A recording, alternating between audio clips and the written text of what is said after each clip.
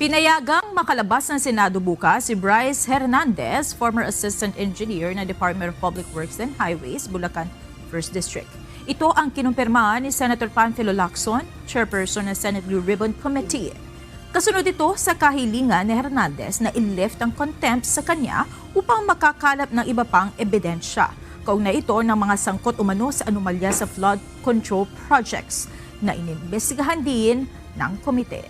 Hindi alis siya ng contempt. Humingi siya ng nagpaalam siya kung pwedeng makalabas siya para maghalongkat ng mga ebidensya pang sinasabi niya pwede niya mahanap.